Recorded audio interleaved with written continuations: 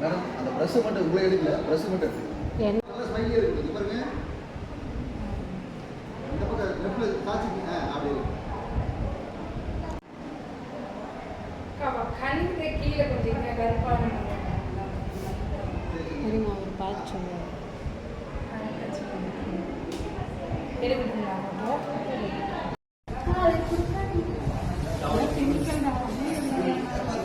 நீ சாப்பிட்றது இந்த திணீர் சாப்பிடு, சுண்ணாம்பு சாப்பிடு.